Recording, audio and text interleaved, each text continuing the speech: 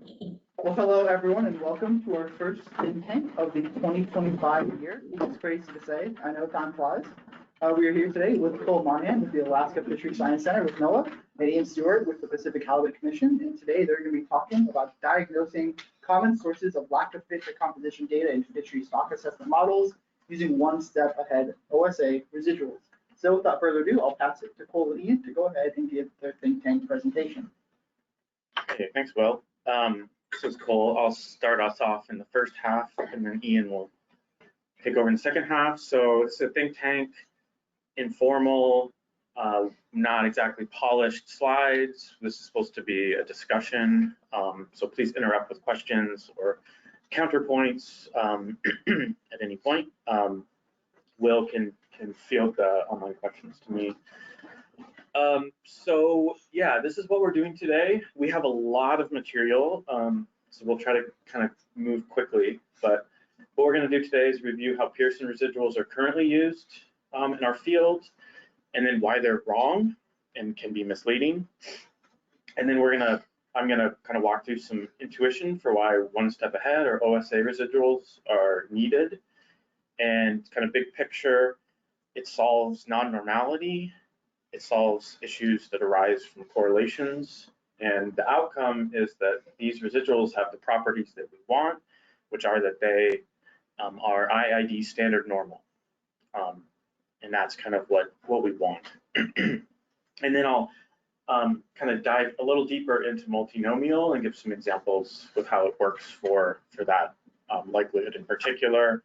That is to note that OSA residuals work for very broadly, including for other types of composition data like Dirichlet multinomial and logistic normal. We're focusing here on multinomial because Ian and I both work on the US West Coast and Alaska, where that's the dominant assumption. So then Ian will walk us through some contrived examples, intentionally misspecifying models and seeing what happens basically. And then we can build intuition about looking at real models. And then we'll propose some kind of recommendations for how we should use them as a field. And this is kind of specific again to kind of the West Coast synthesis type models, not necessarily like WAM or the fancy space-based models. I'll get into that later. So what's the current approach for Pearson residuals? This is a synthesis plot. We plot by year and by length bin or age bin, and then the size of the circle is representative of the size of the residual. And we intuitively, or at least implicitly, assume that these Pearson residuals are standard normal, and they are asymptotically under certain conditions, but they're also not in a lot of cases. So what we do as a field is we look at this and we're looking for patterns of like, oh, I seem to be missing something with the older fish or bigger fish, or in certain years, or in this case, I'm highlighting an absolutely gigantic residual of 70. And this is kind of the figure that started this story for Ian and I. This is my first stock assessment I did, I think in 2020. And Ian was reviewing it and pointed out that this giant residual could have a lot of leverage on the model and it should be something worth looking into. I argued with him after the fact that I don't think it's real, and we've kind of been having this back and forth for a long time, and this presentation is our compromise where we landed. It's not real, but it is an outlier, is the short answer. So if we were thinking about standard normal, that would be 70 standard deviations from the mean. That does not exist in nature, so something's obviously funky with that. So Pearson residual calculations, this is how they're done. This is not just a stock assessment thing. They're used in GLM regressions. So it's the observed minus expected divided by the standard deviation of the expected. Expected here being the model predictions. And I have the equation here for the multinomial. You know, I went back to Faraway, which is the GLM book I kind of learned in grad school, and there is like 2 mentions of Pearson residuals, and this is one of them, that they can be skewed for non-normal responses. So a bit of a red flag there. One thing to note about the multinomial is that A here is our age bin, that could be length also. These are calculated independently. And then we kind of, again, implicitly assume these are standard normals. How many standard deviations from the mean? So that's how they're calculated. And what do we do with these? So this talk is about model validation. So kind of thinking big picture here, we have some statistical models. In our case, it's a stock assessment fitted to some data Y. That can be anything. And what we want to do is ask the question, could the observed data Y have come from the model in some reasonable sense? That's what model validation is. So I think it's worth just highlighting this a little bit. Like normally when we're doing modeling, we're focused on the parameters. The data are fixed. They're given to us. We've processed them, worked them up. Our initial values are parameter vectors. Inferences on parameter vectors. We have MLE point estimates and standard errors. Bayesian posteriors it's the distribution of the parameters given the data. In this talk, we need to flip our understanding. Now we're fixing the parameters and we're thinking about the model as a way to generate distributions of data. For every given parameter vector, your model is now multivariate distribution of data, right? And so then what we want to say is like, is the observed data could have come from that distribution that the model produces. And if it's not, then that suggests there's model misfit. So if the data in some sense are extreme relative to that model, the distribution of data given the model, then that suggests model misfit. And these data distributions, I don't know the correct term, but I think of them as data distributions. They might not even be approximately normal, and they may and will have correlations, and that complicates things. So if we just think about like a multinomial, just some R code, if we just simulate draws from a 3-bin multinomial and plot data, this is the data distribution. There are no parameters here. Parameters are fixed. What's changing is the data. That's a sample from our data distribution. In this case, you can see with fairly high sample sizes, it looks kind of approximately normal, and there are some clear negative correlations in there. If we make the sample size 10 instead of 1,000, you can see the discreteness of the multinomial is much more apparent, and that's not even close to something we would think of as multivariate normal, right? So these are the kind of distributions we're going to be thinking about. Your stock assessment produces a very complicated distribution of data. Okay, so why are Pearson residuals wrong, and why are OSAs right? So Pearson residuals are wrong for 3 reasons, and I'll go through each of these more carefully. They don't work when you have non-normal. That can be either continuous and skewed, or it can be discrete distributions. They just aren't close to normal, then they won't work very well. Second, they ignore correlations, in our case, between age and length bins. We saw that in the previous slide. There's clear negative correlations in these data distributions, and when we calculate independent Pearson residuals, we ignore that correlation. And finally, they ignore correlations with all the other data in our model. So we don't just have a year of composition data. We have multiple years, multiple fleets. We also have indices. We might have other types of data as well. And so examples of, I mean, conceptually, I agree with that, obviously, but have you ever generated that, or are you going to show us? I'm not going to show you today, but let me come back to that. I mean, conceptually, I've never seen someone quantify that. Yeah. Let me come back to Andre. It's a good question. So one step ahead residuals solve all 3 of these issues. And they were, in 2017, they were expanded kind of from the time series modeling world to basically almost all TMB models. And then specifically in 2013, Vanessa and colleagues extended these to specifically for composition data and Fisheries likelihoods. So these are kind of the 2 main papers that we're basing this off of. We didn't do any new math or anything. We're just trying to explain a complicated topic and propose some recommendations for the field. Okay, so I'm going to walk through solving these issues. The first one is non-normality. So let's take a gamma distribution. So that's continuous, but it's not normal, at least for certain parameter combinations. So here I'm in the top left, that's a PDF on the y-axis, so the probability density function. X here is our data. And so the problem is if we just took the Pearson residual formula here, it would be totally wrong because even the domain doesn't match, right? The normal is negative infinity to infinity, where here it's 0 to positive infinity. And so the solution is to use what are called quantile residuals. So what we want to do is basically say, given this red line, vertical line at 4, so 4 is our observed data. We have a very simple model. It's just a gamma with known parameters. We observe a 4 and we want to ask how extreme is that point? And so what quantile residuals do is you basically start here at 4, that's what we've observed. You take the CDF, so you go up, the CDF function in R, for instance, P gamma, will give you the value of the Y here, like a little bit over 0.8. And then what you do is you say, well, now the domains match. The normal, it goes from 0 to 1 for both the gamma and for the normal, the standard normal. So I'll just go over here to the same Y value for the standard normal. That's this point here, find where it crosses and come down here. And that's my equivalent place in the standard normal.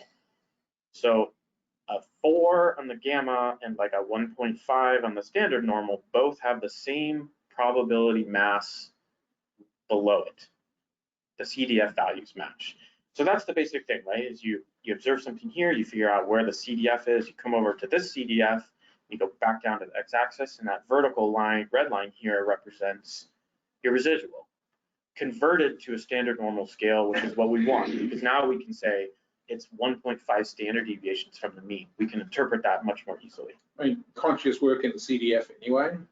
You could, yes. I mean, I can't remember where it was, but that was one of our, before we knew how to do it properly, was turn everything into essentially, ultimately, you want a whole lot of U0, 1, quote unquote residuals. And so you can convert everything into that space. You don't need to go back into normal, and we think that way, but we don't need to. You don't need to, yeah. So Andre's point is like, you don't need this final step. You could have residuals that go between 0 and 1. The field doesn't do that. I think it makes sense because I think that's a little harder to interpret. You know, a 0.95 versus a 0.98 doesn't seem like much there, but it's actually quite big. Well, what we were, I think this, in fact, you did this, Ian, was looking at things like posterior predictive distributions and stuff, and basically produce them all. Look at, is the distribution of quote unquote residuals uniform across them? Rather than looking at specific residuals, but is the distribution roughly, uniform, which is what it should be. And what you find is it's peaked on either side, and then you go, something's not quite right yet. Yeah, so they're equivalent. You could look at uniform, or you could take the extra step to convert to a standard normal. I think everybody wants to see bubbles that are negative and positive, so I think that does make sense. It doesn't solve your problem with the -70 residual, because that would just make 1. Yeah, that's a different exactly. It would look great on a plot of 0 to 1. Yeah. Okay, so that's gamma. That's the idea behind a quantile residual. So what happens when we have something like a binomial? This is going to be my stand-in. Question. Yeah. What if we don't know the CDF? Yes. What do you do? Well, you can simulate from it. You can you could simulate from it. So there's this thing called Dharma here, which basically, if you don't know the CDF, you could just simulate a bunch of points from it and then calculate an empirical CDF essentially. That's, I think, rare for us stock assessment folks. We typically have the CDFs defined. CDFs are tricky for things like the Tweedy distribution and like these more complicated ones, but even that's now in TMB. So I think we're pretty solid on analytical CDFs. Generalized gamma, do we have that? Maybe not, yeah. Yeah, so it's like the really, all the standard distributions that we use, I think are fine. We're focusing on the multinomial here, and we have a CDF of the multinomial. So then you must know the PDF of the data. You must have somebody with the PDF of the data to know the CDF in all these cases, right? Yeah, yes. Let's know you have a gamma. Yes, exactly, yes. Okay. Yeah. But you would have assumed that when you were fitting the model, so you sort of, whether it's right one is another question. But Yes, exactly, yeah. It's part of the assumption of the model, that's right. Yeah. You wouldn't have got to those residuals unless you started with an assumption. Yeah. Again, we're working in kind of a simplified perspective here, and we'll expand up to full stock assessments kind of at the end. Okay, so, where was I? Binomial. So this is my stand-in for multinomial, just like a two category multinomial, pass or fail, see it or don't see it, that kind of thing.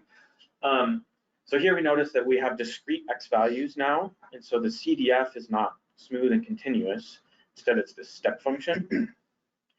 But we still want to use this quantile tool, quantile residuals, and so there's one extra step. Everything's the same except we have a new step where we generate a random uniform variable W, and then instead of just taking the red line, we take essentially where that U is. Sorry, the notation of this is really bad, but visually, instead of taking this vertical line, we're gonna subtract a little bit off of it.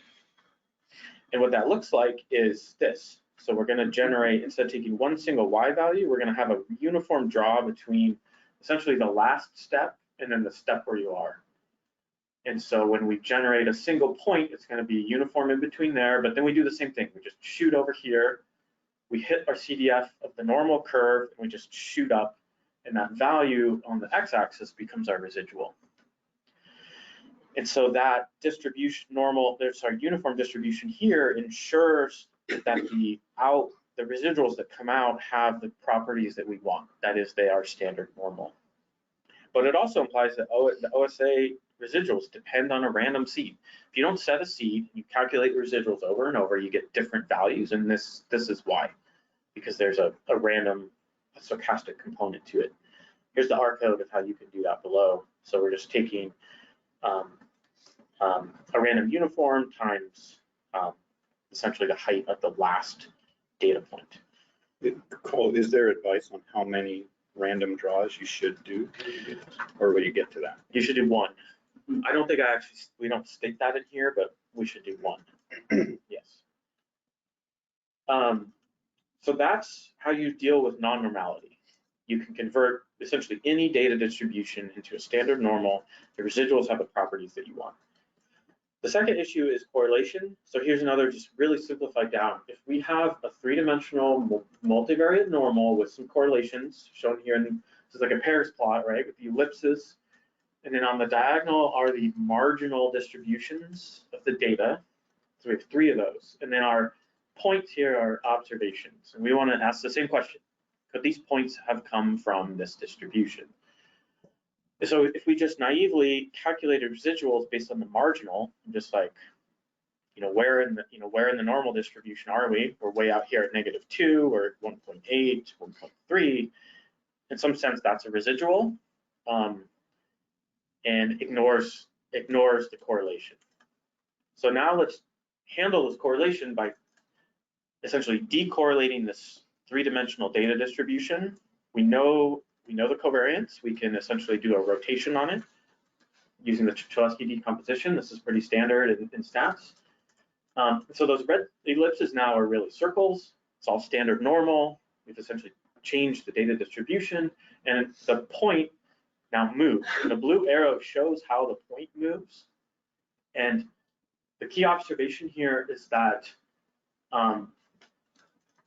that these points aren't the same anymore. The residuals have changed.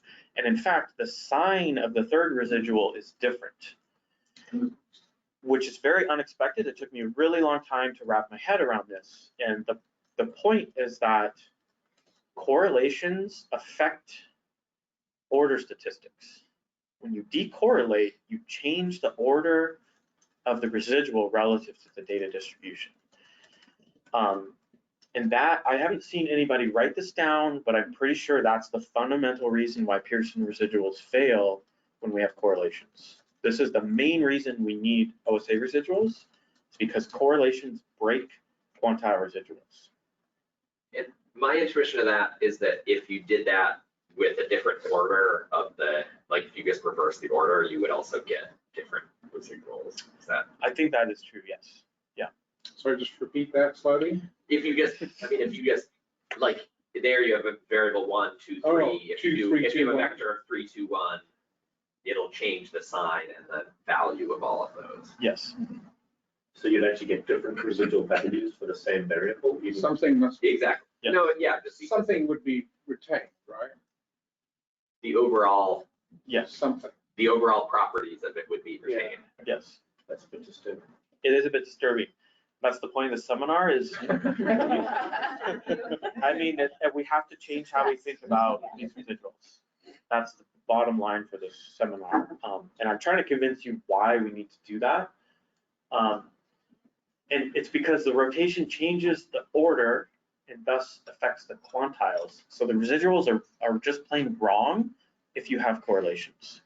You can't just independently go data point by data point and look at marginal residuals. You have to decorrelate this distribution in some sense in order to account for that correlation and get the right quantile residuals. Okay, so why do we have correlations? Two reasons that I'm going to talk about. First is random effects. And this is why OSA was developed for TMB models and is implemented for them. When we have random effects, that induces correlations in our data distribution. And this gets back to Andre's question. If we think about our recruitment deviations as random effects, if by random effect here, I mean we integrate them out with the Laplace approximation or some form of integration. When we think about the MLE of our model, those recruitment deviations are not parameters in the model, they're integrated out. There's a distribution of those deviants. So if we think about in a simulation context, if we wanted to simulate from our model, we would draw a random set of recruitment deviations and then we calculate everything and we would have a distribution of data. As we change the recruitment deviations, that distribution of data changes. Think about if you randomly drew a crazy high recruitment deviation in like year 10 or something, that's going to affect everything downstream. That'll affect comps for all fleets, that'll affect indices, that'll affect the catch. That integration across a distribution of random effects is what induces correlations in our data. Here on the West Coast, we don't think about that because we do penalized maximum likelihood models. But when you get into state space models and you're actually truly integrating out parameters, that induces correlations in the data, the distribution of data for a model. Because you have to consider not a point of a recruitment deviation, you have to consider the distribution. And it's that distribution that induces random effects, induces correlations. That's kind of a heavy thought, but think about it from a simulation context. It's a two-step simulation. You simulate process errors, then you propagate all of those through, and you end up with a distribution of data. But the integration is over the sort of conditional distribution of the random effects given the data, right? Yeah. It's not just generate a whole lot of random effects. Yeah, I mean, there's different ways to do the simulation. I don't want to dwell on it. So we're actually not going to talk about this first part at all. But that's, in answer to your question, yes, that's why all the data are correlated in our stock assessments. So real quick, Jim Marinelli wants to know, does this actually work? Does what work? My assumption is going through and actually rotating the data and getting quantiles. Jim, if you want to respond, either verbally unmute yourself. Yes, it works. And Ian's going to show us a bunch of examples of it working and when it doesn't work. I'm going to go ahead and until I hear Jim. So, okay, so OSA, so the other way we can have correlations is when we have distributions, multivariate distributions that have constraints. So the multinomial must sum to n. You draw 100 fish, though that induces, it has to, all the observations, all the bins have to sum to n. That induces negative correlations. If you see a lot of fish in one bin, there can't be as many in the remaining bins. One bin goes up, all the other bins have to go down. That's what we saw in that original figure when I simulated the multinomial. We have this negative correlation. Those correlations are induced by the constraints. And so that is why we have correlations. Correlations are a problem. That's why we need OSA, because OSA solves both non-normality and correlations simultaneously. So this tool can and does do both at the same time. I think of OSA as an analytical method for unconditional quantile residuals for non-normal correlated distributions. It's taken me 5 years to come up with the sentence. I've been thinking about this a lot. So feel free to Can you say it again? stew in that. Since it took 5 So years. it's analytical in the sense that we're not actually simulating from it. It's a way to get residuals. It's analytical because we have some equation here. This is the underlying equation, which I'm not going to go into, but you can see the pieces of the CDF are in there. Unconditional, meaning that it works when we have random effects. We're not conditioning on a set of recruitment deviations. It's not penalized maximum likelihood world. So it works when we have random effects. It gives us, what it does is it gives us quantiles, which we interpret as residuals. And it will do that for distributions that are both continuous but non-normal and also discrete. And there can be arbitrary correlations in that distribution. It's doing that all at the same time. Jim? Do you want feedback or like? Yeah, please. Like, I agree with that, except unconditional being marginal. Yes, So like, yeah. yeah, like unconditional is ambiguous about whether you're conditioning on the data and the fixed effect values. This is marginal in the sense that it's marginalizing across the random effects, but it's conditioned on the data. Yes, this is so the unconditional in the Dharma world, they do conditional and unconditional, so that's a Dharma phrase, but yes. Totally, whereas in AIC land, there's the conditional versus marginal. Yes. Yeah. So this means not conditioning on a set of random effects, not choosing. Yes. It's not just random effects though, right? It's also multivariate fixed effects. Yes, but those are, so we're conditioning on the fixed effects. Those, we assume that the fixed effects are known, and we're assuming that the random effects have a distribution, not conditioning on a set of random effects. That makes sense. So they're unconditional, it's just what you're conditioning on is different, I'm conditioning on the, whether you're conditioning on random fixed effects. yes, I'm conditioning on the fixed effects, not conditioning on the random effects. Do you mind, Yes. Elliot? Question? Can you hear me? Cole? Yeah. We can hear you. Sorry. Yeah, thanks. Yeah, I guess that explanation really helps me a lot, the simulation side and the random effects and fixed effects. I guess I would,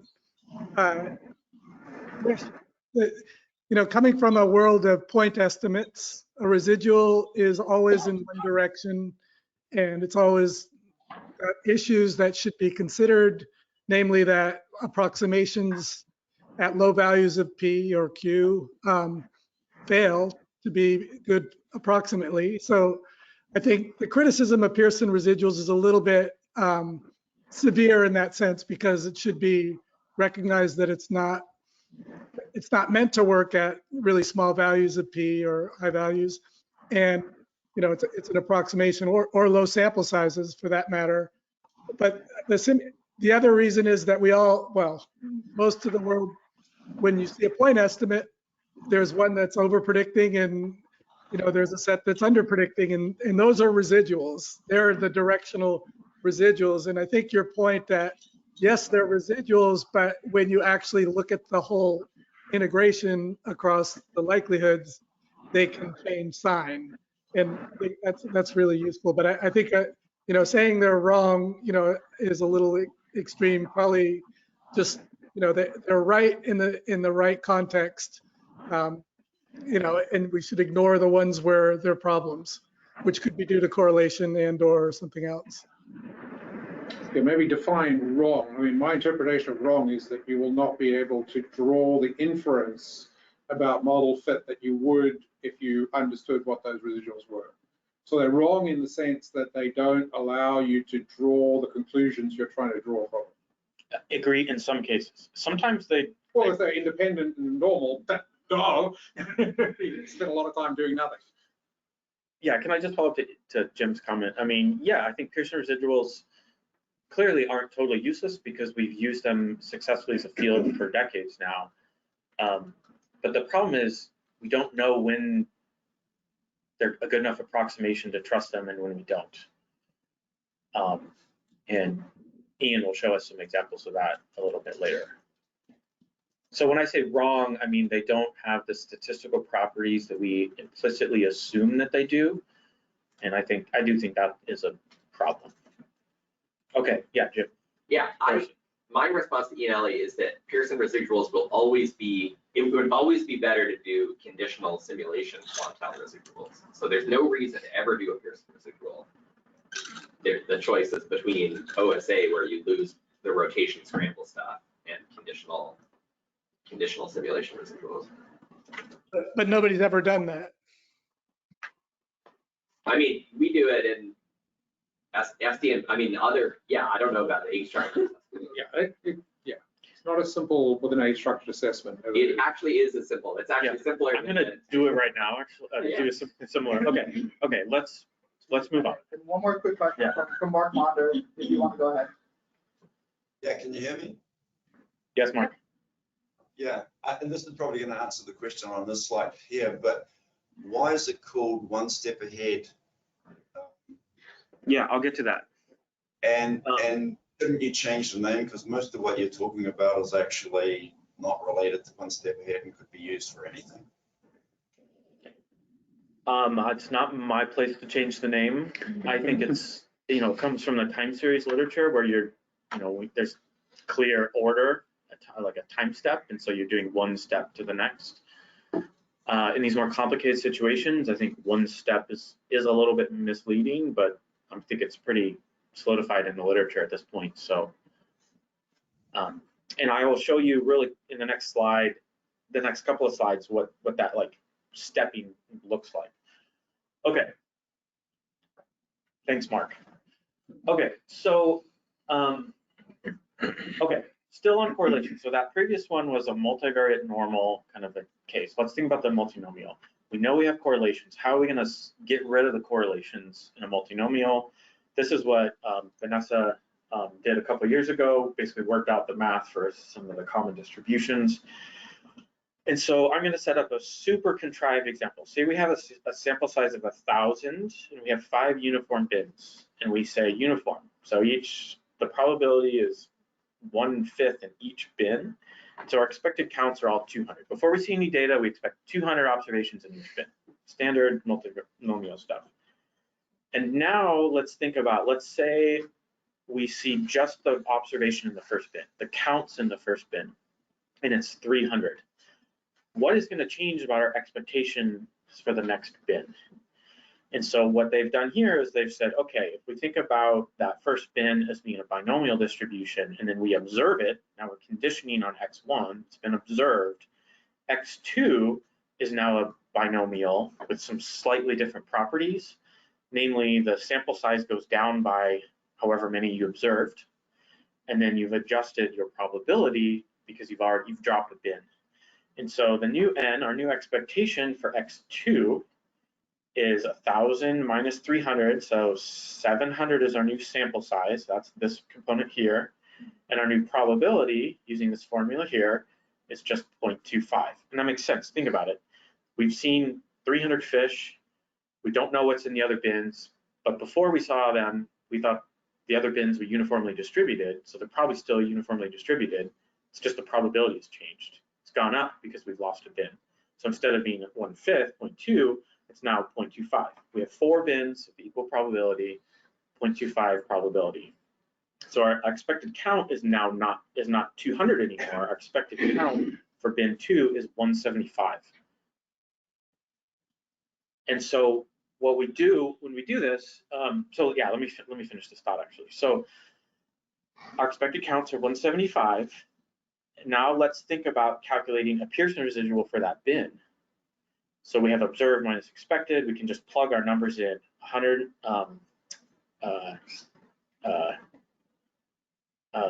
Sorry, I guess I didn't write this down. But say we happen to observe 175. Our expectation is 175.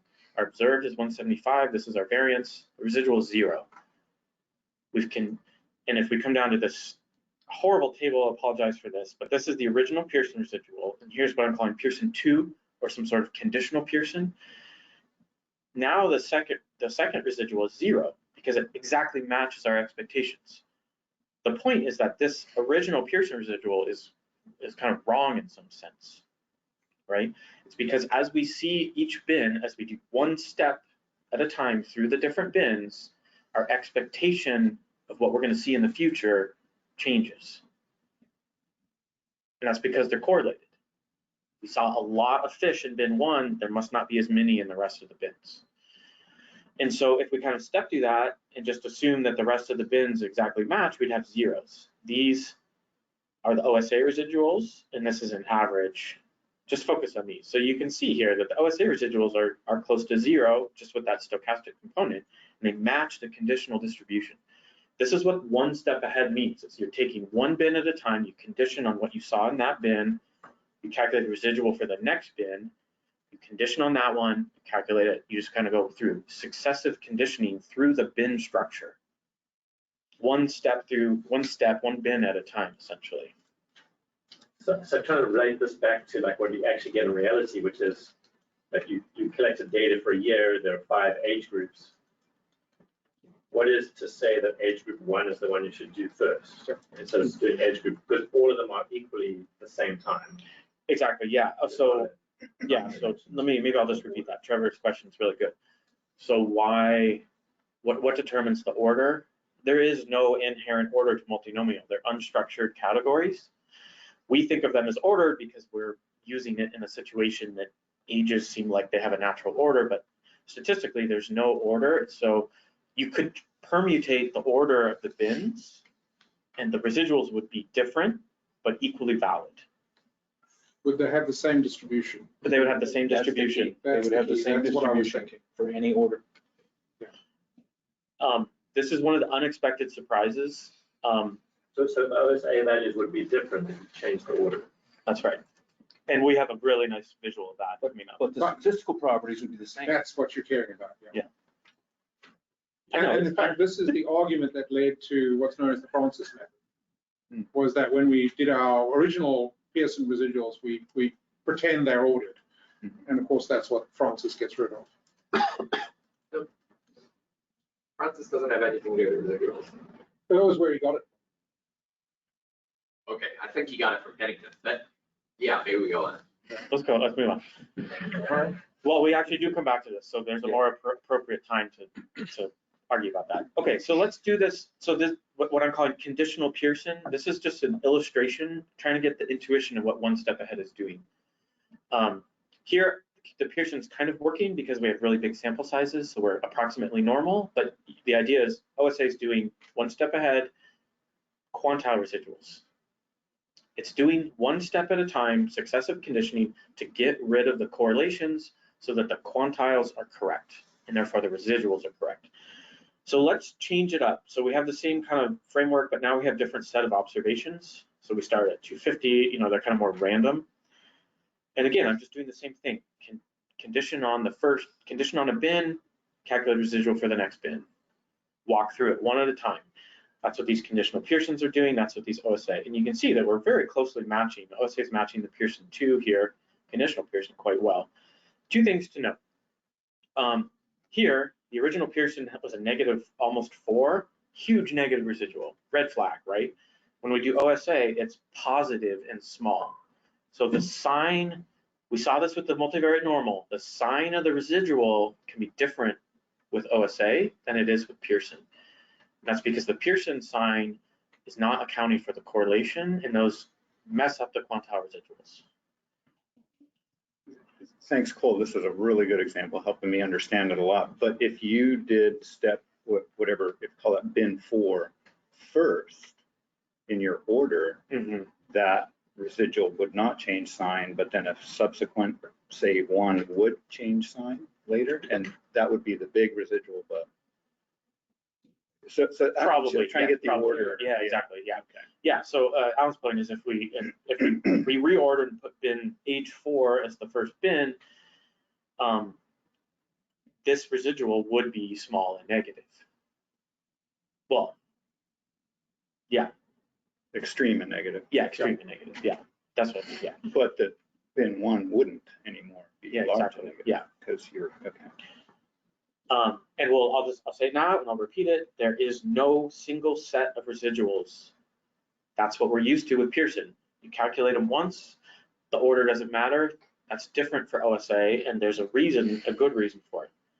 Okay, the final point on here is that, let's think about this last one.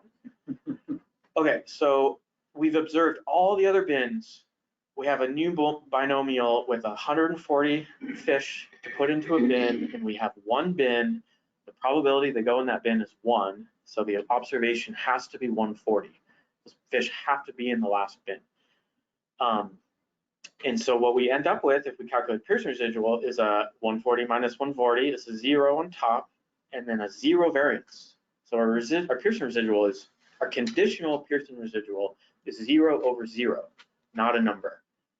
Same with OSA, it has the same problem. And so a conditional Pearson and an OSA, there is no final residual. It doesn't exist. You know it perfectly. There's But no. Isn't that intuitive in the fact there's a sum to 0 constraint? Exactly. So that is. I mean, there's really only 4 degrees of freedom in those. Exactly. Things, Yeah. And so this is another unexpected thing, is that you essentially don't have a bin, a residual for one of your bins. And that comes from the structure of these distributions that have some to n or some to 1 constraints. Well, that's solved a minus 70 residual problem. It's just n, you know. It'll appear somewhere else. Okay. I know. Maya's down. So it's, yeah, I'm gonna come back to that outlier issue. Okay, so that's solving the second issue, correlation. We're doing for time. Okay, we're okay for Quick time. question, what is the OSA.average column? I'm assuming that's just the average of the OSA residuals. Yeah, so there's a stochastic component. So I wanted to show you guys, I think I did 100 and then average the residuals. So this column here is a single realization, a single seed.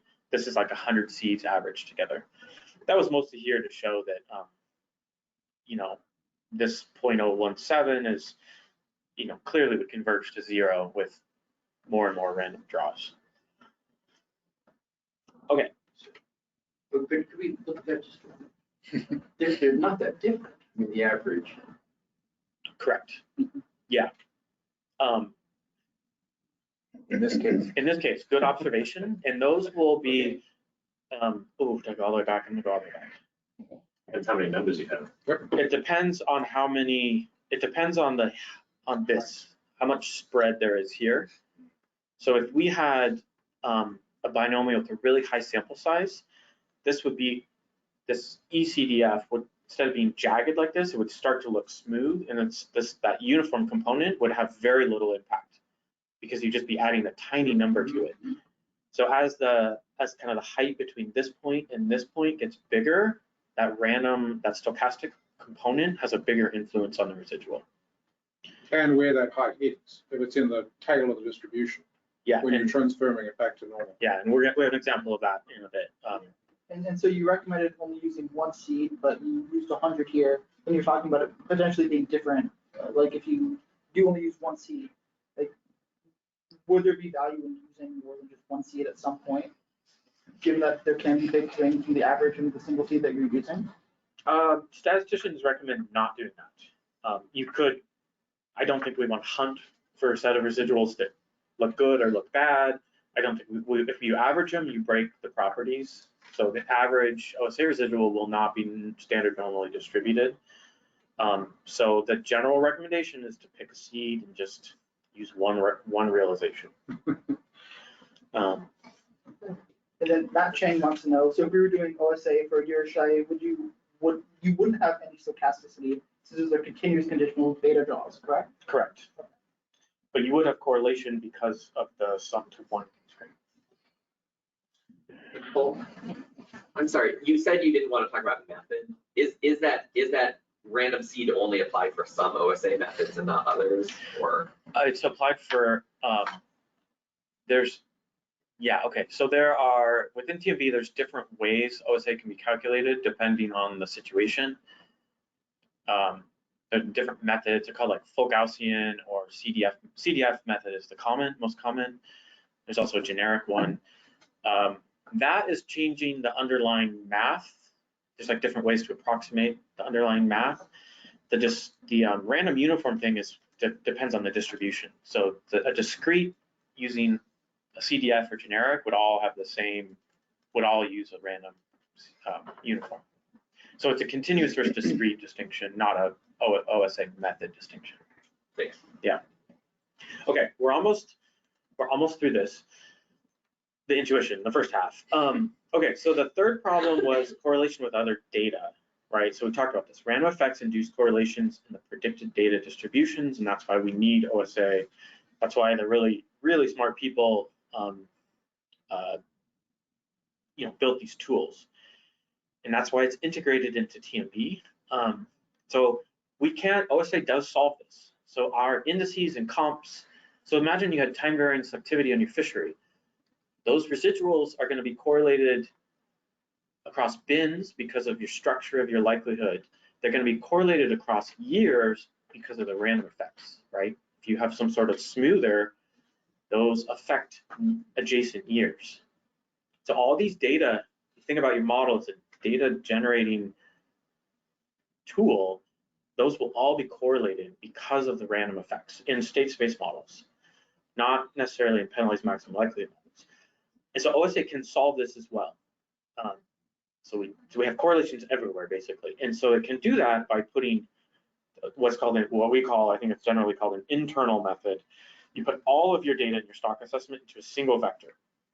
All of your indices, CPUE, comps for all years, for all fleets, age comps, length comps, conditional age length, everything, all of your data points get put into one long vector that then OSA can loop through, successively condition on each data point, right?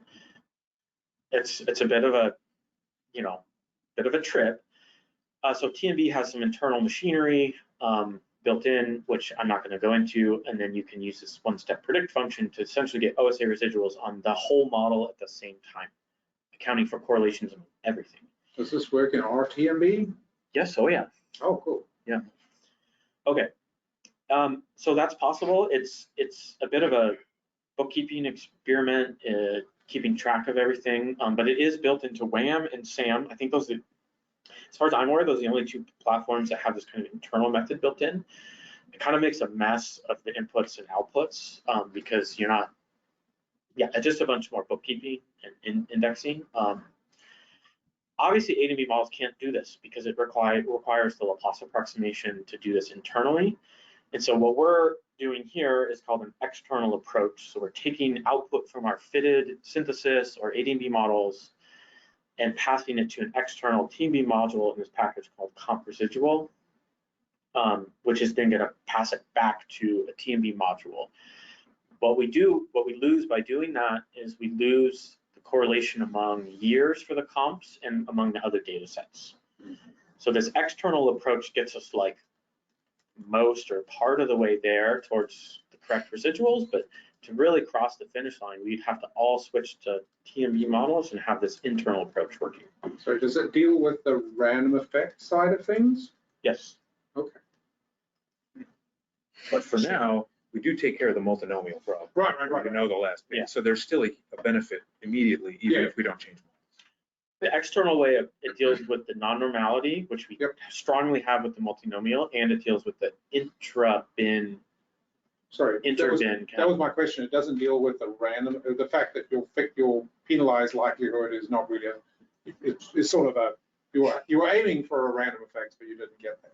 So you're dealing with the bins and the correlations and all that good stuff. Yes. Okay. Yes. So I think of it as getting us most of the way there. Right. 5 years from now, we should all be doing internal OSA residuals. That will be in FIMS. That's already in some of the more generic platforms. So Christine? if you're not using random effects in ADMB, which you shouldn't probably anyway, it's still a problem because of the composition data.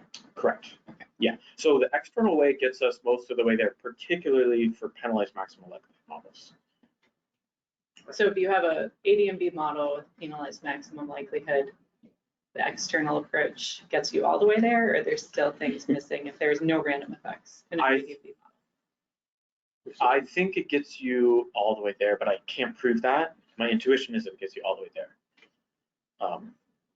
Ian disagrees with me. I'm not sure. What I think it gets you quite there. What does the penalized part of the penalized likelihood mean in this context. The penalize is a red herring. It's more that you're considering the thieves as fixed effects. Right. So they don't have a distribution.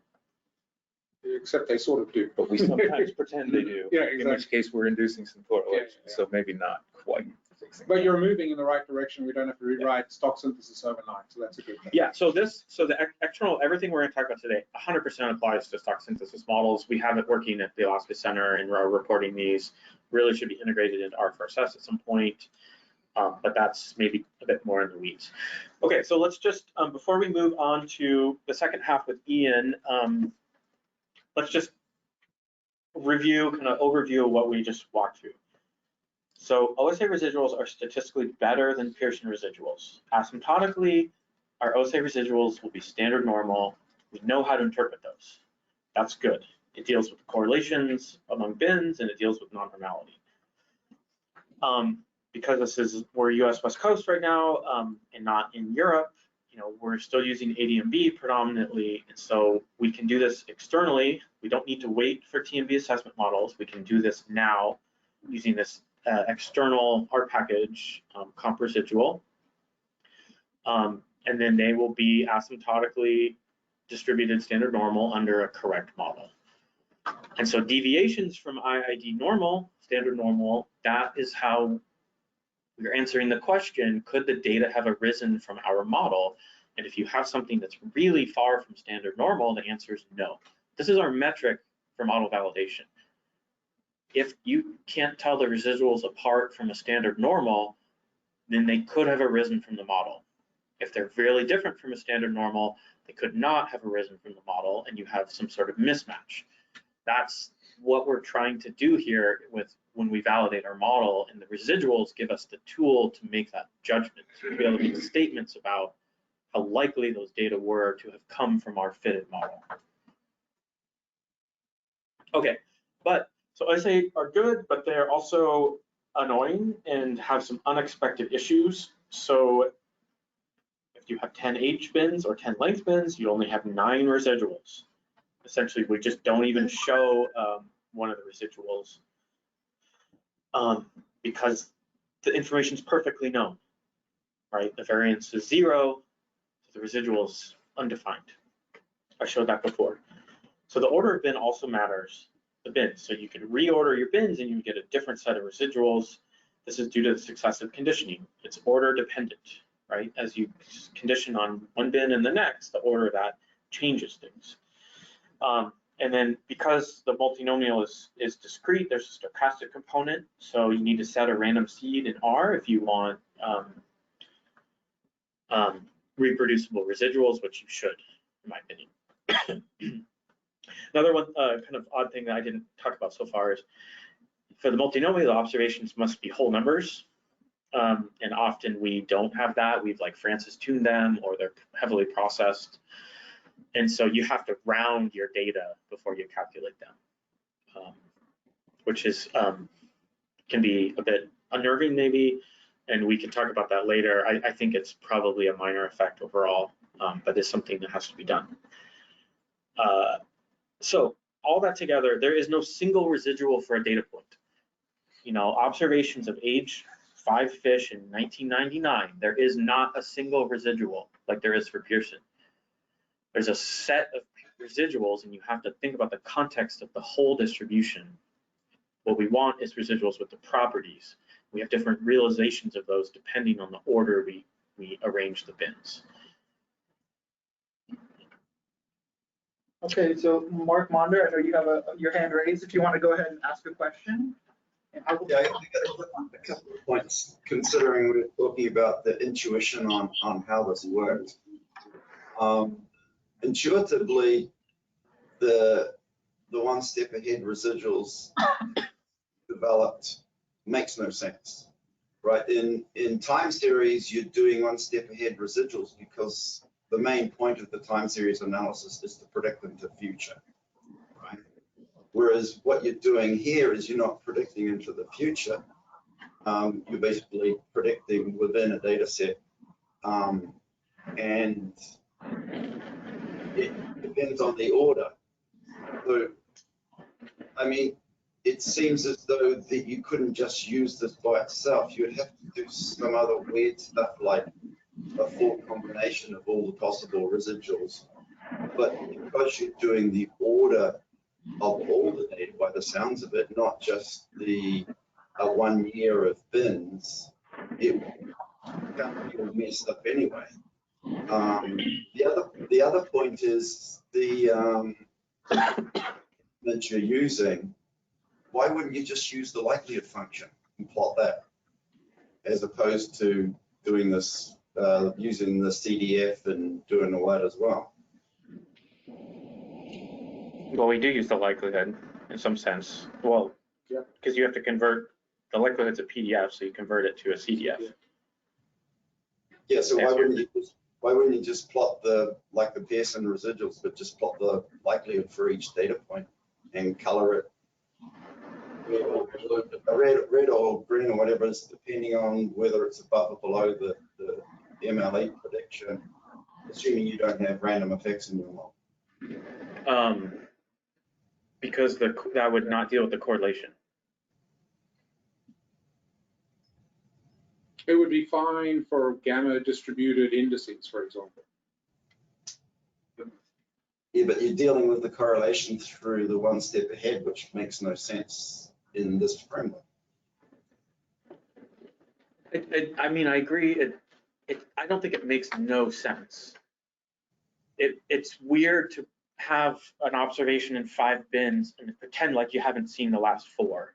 I agree that's a little odd, but also mathematically it all comes out the same. Like it is a sensible thing to do. I mean, you can, it's easy to hypothesize. Ian, go take 100 draws of balls, put them in bins. I can't see them. I open up the first box.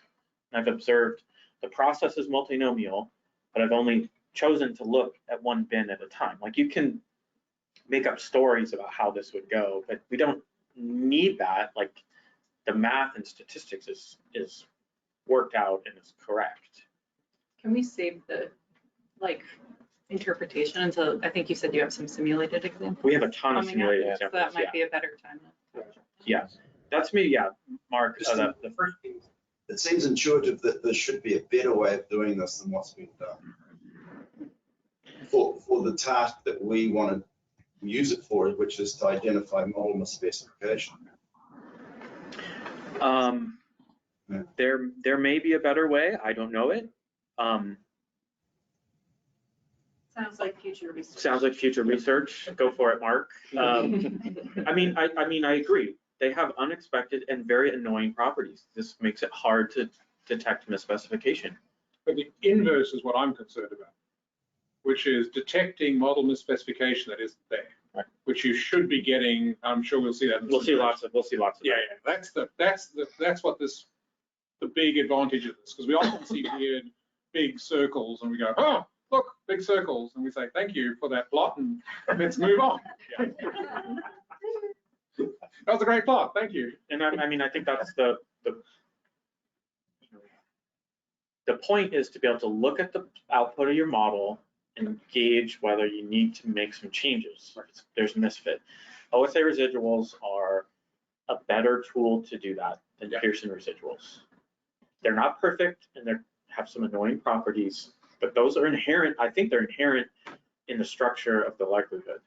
So perhaps this is another annoyance. Yeah. Just to be clear, OSA residuals is really dealing with the between bin correlation, not the between year correlation. Is that the correct interpretation? The external method deals with the within bin, but not within year. The internal way will deal with both. Okay, so there's just another nail in the coffin of ADMB, right? Yes. To some degree. Yeah. Yes. For that, is like ADMB not doing it for now, or it would never be able to do it? It will never be able to do it. Yes, we are. ADMB is the best we can do is external residuals for ADMB models. That includes obviously a synthesis. Why do observations need whole numbers for OSA? Because the CDF of the multinomial is not defined for continuous values, real values. There's not like a continuous version of it, like there is for a negative binomial uses the gamma instead of a factorial. I mean, so there are a lot of different likelihoods that people use for compositions, and they do have different properties. We're focused here on the multinomial because I think that's the most commonly used. But if you read the Tuchulé paper, like the logistic normal, for instance, has like different. They have to do some kind of different things because the properties are slightly different. Like Joe's being. Well, yeah, on that thread, I mean, the multivariate Tweedy also has sort of continuous support, you know, and acts as a generating process. The other ones, yeah, do that factorial to gamma thing, and then the PDF isn't actually, yeah. Well, the way that they're Yes. doing this in Europe, so when you were describing the internal method, basically make that huge long vector. Yeah. Are they reporting just for compositions then, or are they reporting these for everything? Great question. I presumably like all of the residuals are OSA. Or say, So the indices, the residuals for indices will also come out of the OSA machinery. yeah, because earlier I think it was Andre had said that, you know, or, you know, would this be appropriate just for like a standard gamma distribute index? And if I'm understanding right, the answer actually would be no, given the underlying correlation, meaning, sorry, the old school residuals would not be appropriate given the correlations induced by the random effects. Oh, yes, within the sort of penalized likelihood, then it is true that. So we really would want to be looking at these for more than just the comps. Yeah, the internal one would give you residuals for all of your data, and those would be better to use because if your index, the distribution of data for your index is correlated, your Pearson residuals for your index will be wrong too. Yeah, exactly. So we should essentially, that's the whole point, is to move to internal OSA residuals for everything in our stock assessments. Everything is the data that are fitted, yeah. Which is, you know, exists in a couple of platforms. Okay. All right, so if you're thinking, this all sounds great, but what does it actually look like? Which is kind of how Cole and I's discussions over the last 5 years have gone. This next section is going to be very much a set of pretty pictures showing you what it looks like when different things do or don't go right. So put another way, I think trained monkeys could do my section if we could just get them excited about stock assessment. So I'm going to provide a really simple case to hammer in some of the things that Cole provided. Then we're going to do something that's not maybe really simple, but still pretty simple, where we have correctly specified models and go through a series of misspecifications and see what we can and can't see and how we would see it. And then we'll kind of wrap this up with our take on the tools to use and how to approach this, at least at present. And as Cole mentioned, this is a think tank and it's still evolving. I think every time we sit down and go through all those results, we find some other new nuance that we hadn't quite thought through yet. So here's the really, really simple example. Imagine we have 10 ages and it's not coming from a population dynamics that we're used to. There's just one age bin that's larger than the rest. The expected values are uniform across the 10 ages and we have 15 years of data. I want to illustrate this sequential calculation. So I'm also going to introduce a set of tools. And the first tool is the plot of the aggregate fit. And this is something that all of us are probably using all the time when we look at our stock assessment models. You sum up all your comps for fleet X and you look and see in aggregate, how well am I fitting fleet X? And so in this case, here are the pieces to this. We have the observations and the expectations, or the sum of those across all of the renormalized across all of the observations. And then the gray, which you can't see very well there, is actually going to be the individual observations. In this simple example, every year is the same expectation and observation, and so you don't see any variability in the individuals. But later on, you're going to see some examples where we actually have a more interesting case. But you can see right away which bin is misspecified. It's the first bin. So if we look at Pearson's, which are what we're used to, we get exactly what we expect. We have a large positive residual in the first bin, and we have small negative residuals in the rest of the bins. So this is when we tend to look at bubble plots. That's just what we're all thinking. Oh, there's the lack of fit. And you can draw the intuition about where your model is misspecified directly by looking at the bubbles. You can also get it out of the aggregate fits plot. So this is sort of classic intuition here.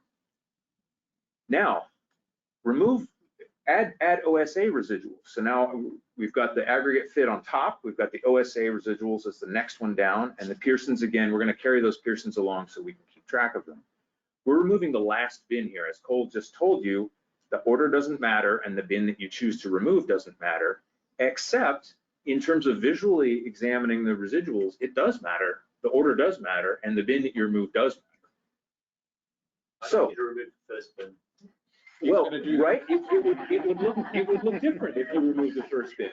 But wait, we'll show you where the bin It would look different, but would the signal be different? That's- Just wait, just wait. Exactly. Hang on. I just did the calculation in my head, so. So a couple things to see. The OSAs look a lot like Pearsons, right? You actually, with the first bin there, you can visually see the lack of fit just like you normally would.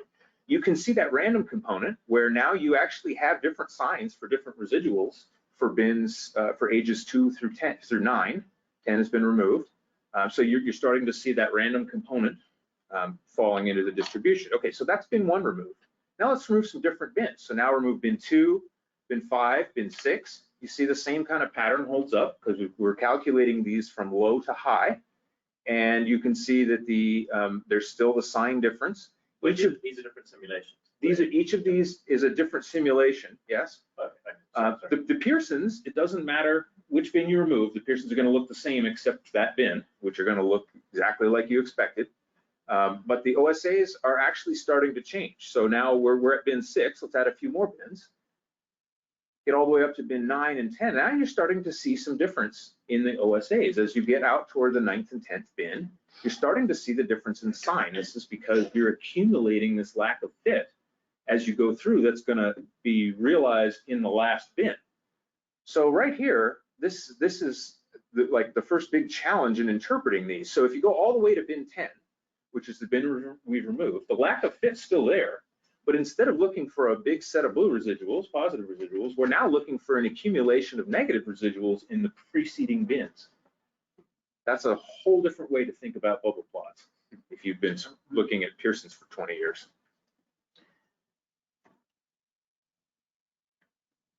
So yeah, now we're looking and all for. of these assume that you start with age 1, then 2, then 3. Right, and it doesn't matter. But the point is that if I do my stock assessment and I start with bin 1 and Cole starts with bin 10 and Alan starts with bin 7 and works out from the middle and Melissa chooses bin 2, we're not gonna ever get to a point where we can visually interpret the OSAs. Unless you're really good. Maybe Andre could, but I wouldn't be able to keep track in my head of, oh, that's bin 6 and he's going from high to low, so it's going to look like this. But it seems to me like you have 2 sources of randomness here. One is the order you do the ages, and the second one is the picking a random number, random seed. So all those little reds and blue dots, those are imaginary because the data are exactly the same in all those ages. So there shouldn't be red and blue dots. Those should be the same.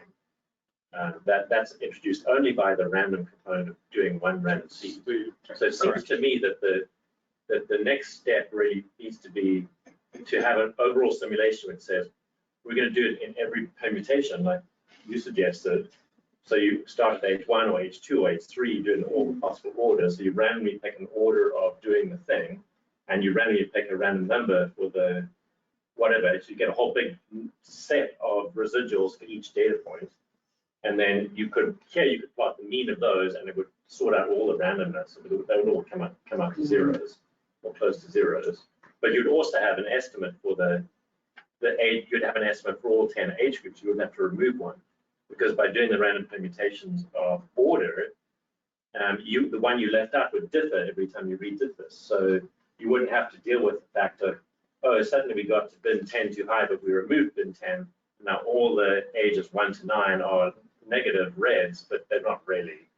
I wouldn't change the order in which you did the one that you define as the reference, that's for sure. But the idea of doing multiple random number seeds has an intuitive feel that I can see some benefits to looking at it as plots as opposed to averaging.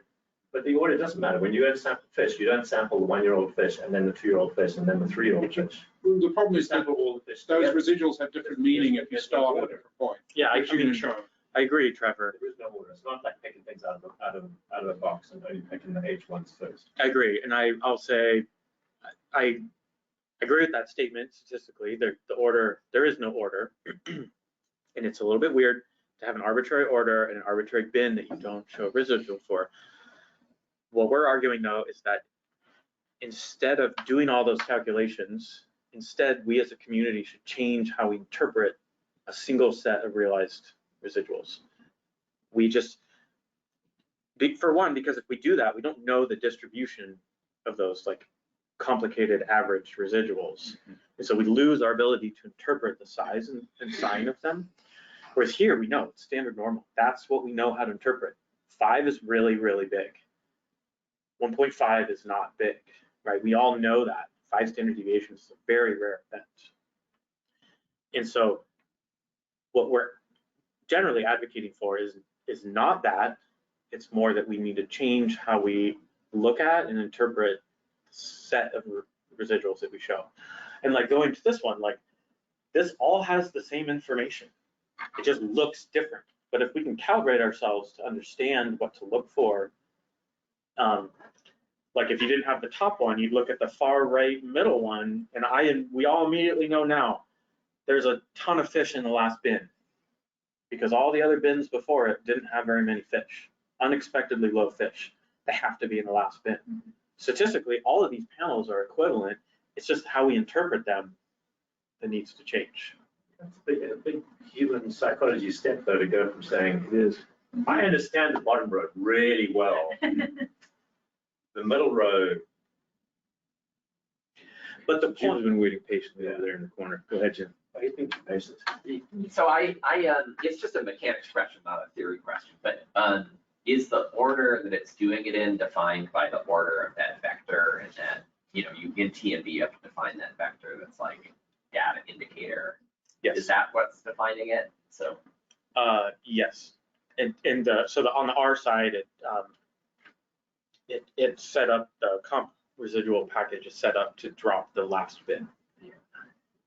So you can change that. If you reorder your data, you could put bin 1 at the end and then it wouldn't report a residual for that bin. So you can trick it into calculating whatever order you want. Yeah, and like a TMB, like if you have a TMB model, if you have, NAT versus NTA, and then Norris set to a vector, that'll implicitly be taken in order. Yes. So anyway, we just have to settle on sort of an ordering mechanic. So a couple takeaways from this one. One, we can diagnose the lack of fit regardless of where it falls. We can do it very quickly visually with the Pearsons because we're all very used to doing that, having many decades of experience in this room looking at that. And two, we're not showing you the result here, but if you resampled, if we just did this with different seeds, we wouldn't get something that looked appreciably different than the panel in the right middle. So you'd see the location of the larger red circles would change, but the cumulative lack of fit would still be there. And we would be able to detect that, and we'll show you how to detect that. Ian, what are the sizes of those circles? -3 to 3 is the scale bar there. Sorry, the graph, we're cramming a lot of graphics into one. Yeah, so the blues and the bad blues and the reds in the OSAs are what, about 2 and around 2 bit, so just outside. Yeah. So I think we would successfully say, using either tool, that this model's misspecified. Each of these columns, we've got a misspecified model here. Okay, we'll keep going because that was the really easy example. So now here's the simple example. So this is going to look a little more like population dynamics. So this is fish 456 or whatever it was when I took it. We did labs like this where you have population numbers that decay exponentially. We have a plus group at age 10. We have a selectivity vector, and that generates an observed proportions at age, which is a combination of those two things. So very straightforward example. We can simulate from that. And in this case, we'll show you simulations that have 10 ages.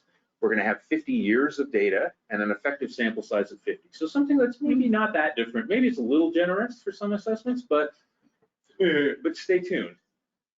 So now you can actually see, and this is the aggregate fit plot again, you can see that the observations and the expectations don't line up perfectly because it's real data, we've simulated it. And now you can also see the individual observations, which are plotted in gray, that you can just get a sense of how variable it is. So with a sample size of 50, in each year dropped into 10 age categories, that's the kind of spread you'd expect to see. Now, this is a little bit of a special case because in a real stock assessment, it actually wouldn't necessarily be all that helpful to look at the gray lines because there might be trends and things, and it just would be probably more confusing. But I think here it gives you a sense of how variable things are. Okay, so that's the aggregate fit plot. And you might guess already, this is a correctly specified model. Here are the OSA residuals from that model. And the OSA residuals, now we have a set of residuals that are standard normal. These meet the properties of a standard normal. You can see we're getting a few values that are out to, maybe 2 plus something, maybe pushing 3. So I had a question. We've never done it because of the correlations. We never plot like histograms of these residuals because you shouldn't do that. Does it make sense? Look, when I look at that, I can't tell you that that's a standard normal distribution because there are too many little dots. But if I plotted those residuals, should they look N01? And would that be a useful diagnostic? Yes, stay with us. That's exactly what we thought. Okay. So, but let's just round this out. Let's also show you the Pearson residuals that go to that. And the Pearsons look pretty good. OSAs are standard normal. You can notice if you look at the top right and left corners, you actually see a couple of examples there of different signs. So as we've seen in the past, your intuition about exactly which data point is fitting or not fitting is going to be different between the two plots. But no, okay, so far, really not a lot of difference between those two plots. We're going to introduce another new tool here, which is scaled Pearsons. Maybe you'll like these, maybe you won't, who knows. These are Pearsons that are basically just dropped into 3 bins. So if the Pearson is small, between 0 and 1, it gets a value of 0.25 on the plot, so we can see it. 1 to 2, and greater than 2, same for negative residuals. So this is another tool.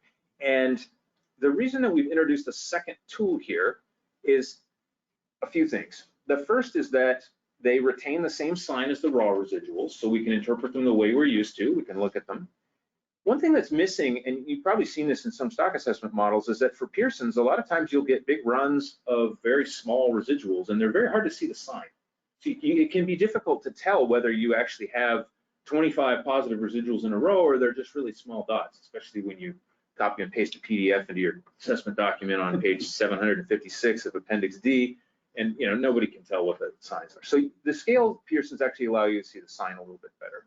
On the flip side, you don't get values of 70 that blow up and cover your entire set of residuals.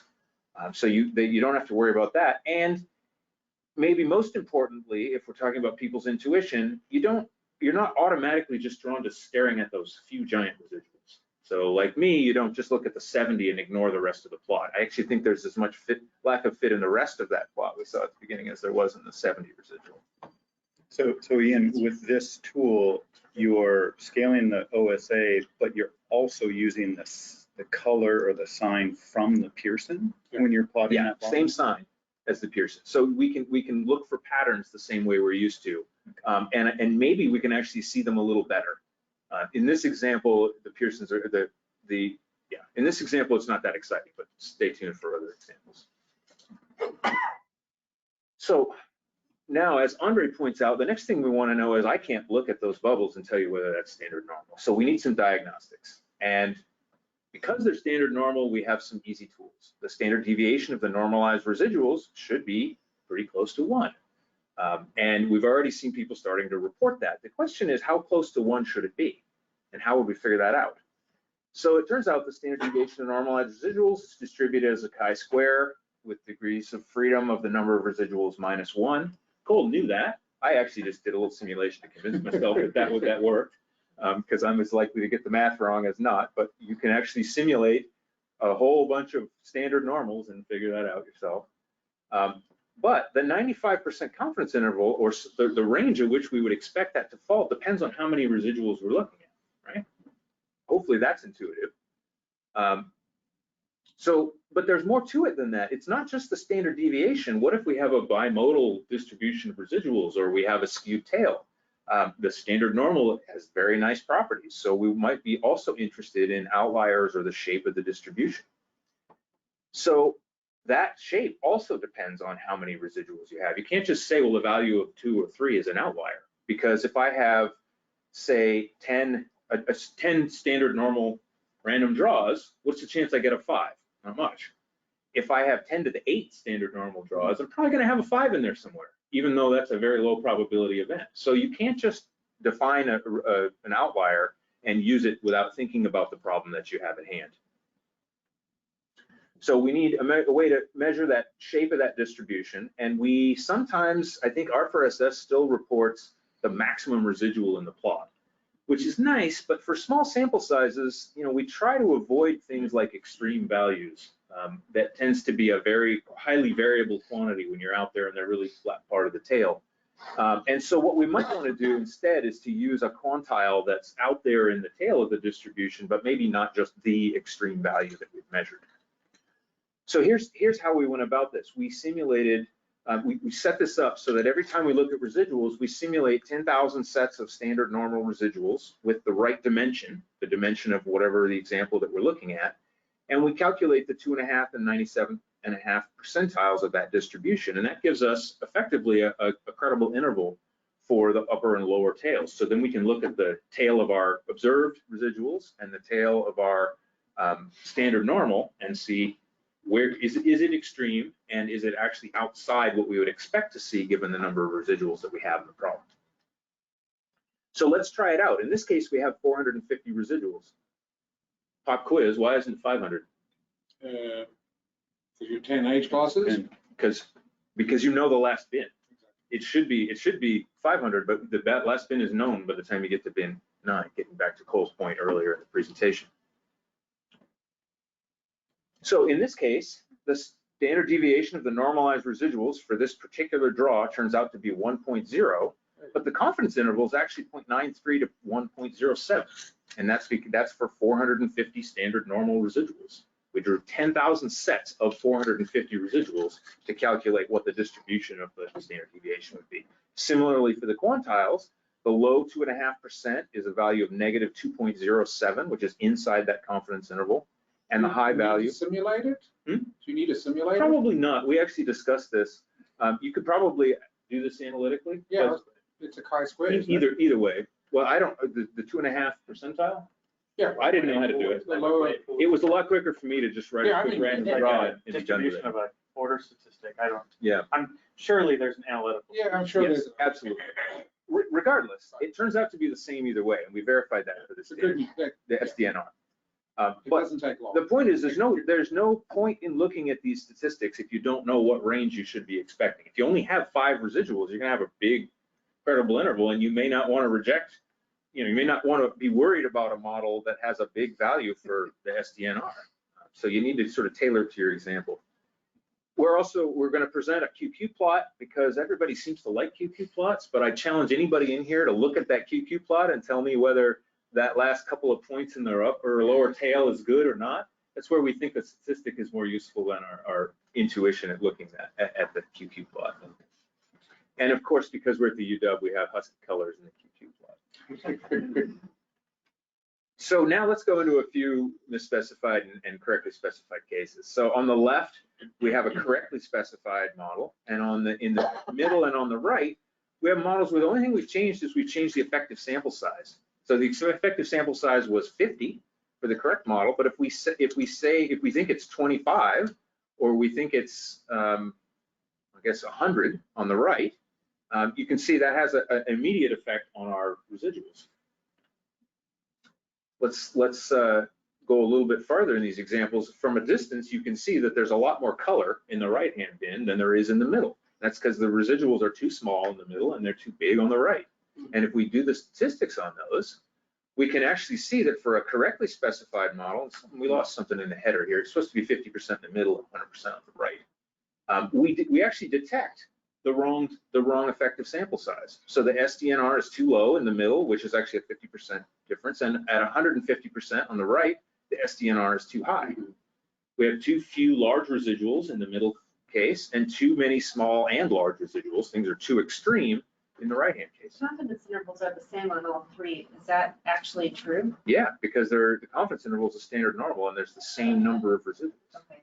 Yeah. If we had a different number of years or ages, then intervals would change. That's the only thing that the confidence intervals depend on. But the one, There's a slight typo on it.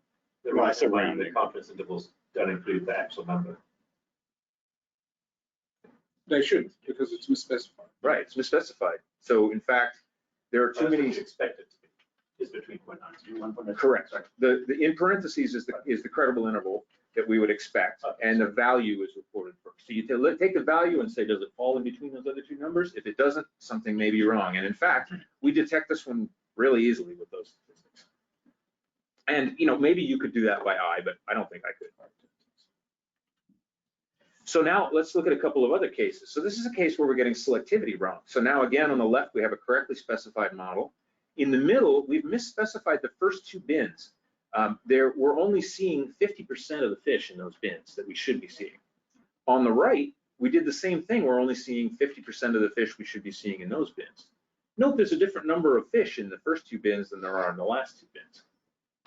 So this is a case where, okay, I have my selectivity is too steep on the left, or it's dome shaped and it shouldn't have been, or we could easily have this happen. Now, the aggregate fit plots are kind of your friend. I think we could look at the right one and maybe suspect we're a little bit off already, although I've seen a few assessment models even in the last year that had pretty bad fit to the plus group at least, and we passed those along. In the middle there, it's a 50% misspecification, but there's not very many fish selected in those two bins, so it might be a little subtle. Maybe that's even within the realm of what you might see for a non-misspecified model. So if we add then the Pearsons and the scaled Pearsons, we can look across and we can see for the Pearsons and the scaled Pearsons, you can see some banding in the blue there, particularly in the right-hand case where it's the last two bins. That's a bigger misspecification. I think visually you can pick out that there might be something wrong with the last two bins.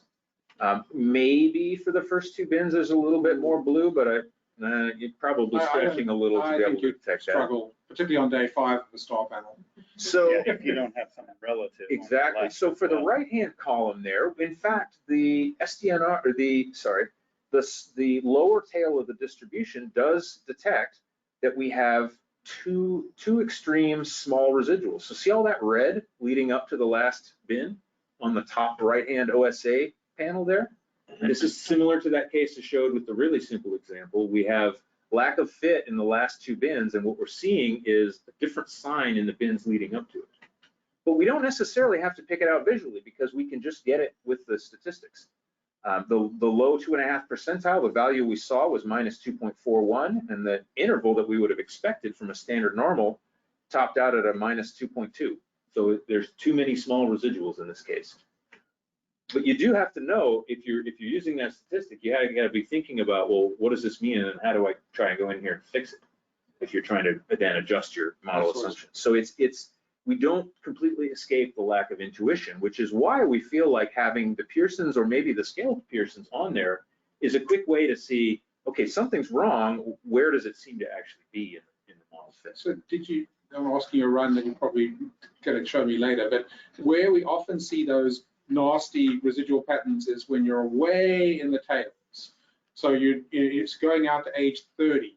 And it was like your big, huge 74. It's like you're seeing a data point in the middle of nowhere.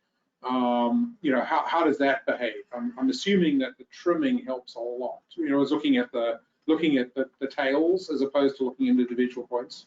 So in other words, instead of this going out to age 10, what happens if it went to age 30? Where you start getting really small proportions. We'll show you some sparse distributions here in a minute.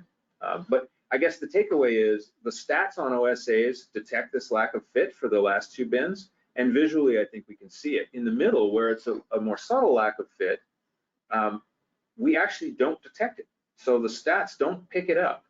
Our SDNR and our low and our high tails fall inside that distribution. So we can't say there's a departure from standard normal here. Even though we know the model's misspecified, it's a pretty small difference between the observed and the expected values, because there's not very many fish in those first two bins.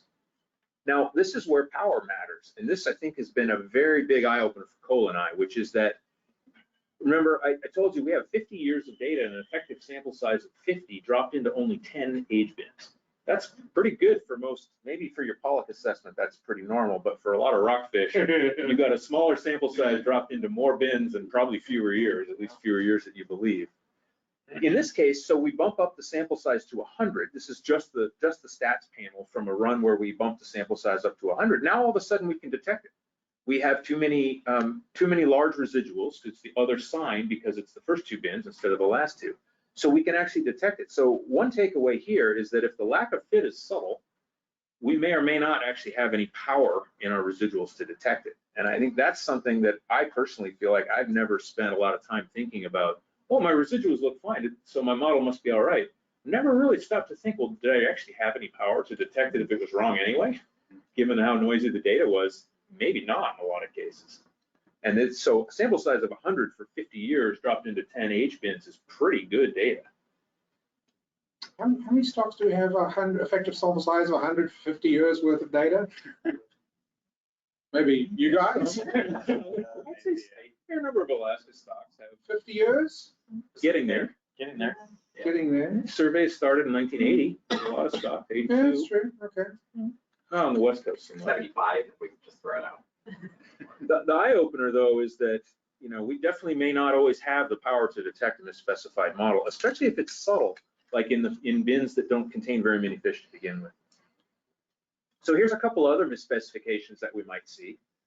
So on the left, again, it's a correctly specified model. In the middle, we've got two strong cohorts that go through that are 250% of what we would have expected. So this is, you probably have fitted an assessment like this where you miss a big cohort and you get a diagonal going up the middle of your data. And here I blacked them out just to show you what it is. I'll show you the residuals in a second. On the right-hand side, we've got an incorrect selectivity block where for the last 25 years, the oldest 5 ages, we've made the expected value 150% of what it should have been. So we basically said we put a selectivity block in on the right-hand side of the selectivity curve, and it's selecting way too many, and it doesn't fit the data. So I think these are two things that we think we are looking for all the time in stock assessments. So take away the cartoon there, and I think you can see in the Pearsons and in the scaled Pearsons that you can see some indication of higher residuals in the first 5 age classes for the last 25 years on the right-hand panel, and you can see those diagonals. Interestingly enough, you can actually see those two cohorts that are missed even in the OSA residuals with the sign you would expect, at least up until that last age bin. But what we wanted to point out here is that we've been relying pretty heavily on the aggregate fits at the top, and we often do that to think about model misspecification. But think of the missed cohort examples. They're walking their way through the distribution. So if you're only relying on the aggregate fit, you'll never detect something like a missed recruitment that's walked through all of your age classes over its lifetime. On the flip side, for an incorrect selectivity block, you can see that there's some, in the top right panel, the aggregate fits, you can see that there's some lack of fit there, but you don't necessarily know instantly, is it the first 5 age categories or the second 5 that I've got messed up? And I think that's kind of an important illustration of this property, which is that if you have lack of fit for part of your age distribution, it's going to affect the other part as well. So it turns out that both of these things are detectable using the OSA residuals. The stats are a little hard to read down there, but the standard deviation of the normalized residuals is actually outside the interval that you would have expected in both of those cases. And if you were really good at looking at QQ plots, you probably guessed that the QQ plots are off as well. Can I make a point about the QQ plots? So I like them. Ian doesn't like them. I like them. So you're looking for different things. So like in the middle, bottom middle, you have outliers. So it's like most of the points fall in the line, and it's just really in the tails that you have these deviations. The other thing you're looking for is like something systemic, like in the right one, where it looks like a line, but it's just kind of off the line itself. Yeah. Both of those are different types of misfit manifesting in different ways in the QQ plots. So that is to say, I kind of need to have a closer look and expect to see not just weird tails, but also like if a shift. And we didn't highlight it, but with the effective sample size being wrong too, one of them was also just like shifted. So both of those indicate model misspecification. That said, I've, even maybe with people who are statisticians, they've, QQ plots, you sort of, they're almost confirmatory. People look at them and go, it looks bad, but I've seen worse. It's usually what I hear. So it's sort of delusional, but it's, you know, We feel like, I don't know how often I've seen people reject models purely based on QQ plots, even if they probably should. right. But nonetheless, it's another piece of information to look at. And if you have the stats of the two tails and the standard deviation, you have quite a bit to evaluate how standard normal your residuals are. So, I mean, a QQ plot is just a different way of visualizing that histogram that Andre said earlier. I mean, if people don't like QQ plots, maybe the point is just, it's easier to do the histogram. So we've actually, representation, the same thing. we've been over this, and Cole seems to like the QQ plot better than the PDF. I've always thought I liked the PDF, but then we started plotting some PDFs and I found I wasn't any better at squinting at the tail than I was at the QQ plot. So that's when we added the statistics on there, so that you don't have to guess. You don't have to try to eyeball it. I have a question on a slightly different topic. So the slide you had, I think one slide previous, I've been thinking about this the last year or so, is like, do you have any thoughts on how this interplays with how we do our data weighting in two ways? One, if you do your data weighting before this, you're gonna be affecting this value. And more importantly, I haven't reviewed the paper recently, but I'm pretty sure under the hood in the data weighting, we're using the incorrect residuals. Yep. Right. I think we'll get back to this in the conclusions, but yes, I actually think this tool will give you data weighting as well.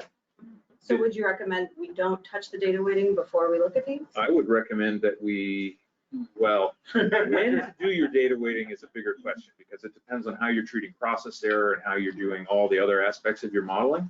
But I would say, as you're doing your data weighting, it might not hurt to look at the standard deviation of the normalized residuals for OSA residuals to help you see if you're on the right scale.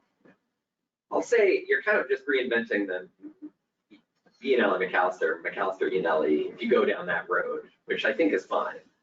I'd still favor, doing sort of directionally multinomial or multivariate Tweedy or something where it plays well with mixed effects estimation. But, like if you do the Laplace approximation on the OSA or you do it on the likelihood, they're both going to give you a kind of an adjustment for the random effects. Fair. We can debate Dirichlet properties another day, maybe. They're not perfect either. Could I just weigh in real quick? Yeah, go ahead, Jim, and then we'll take Andre. Yeah, sorry, Andre. Yeah, just thanks for that question, Maya. And I think, ideally we should do it before and after if we're insistent on data weighting in the cases where you feel good about your input sample sizes. That would be kind of the condition. If you're just saying, oh, I think my input sample size should be 200 or something arbitrary, or where they're actually derived, I think you should do this because of the power question that Ian just pointed out.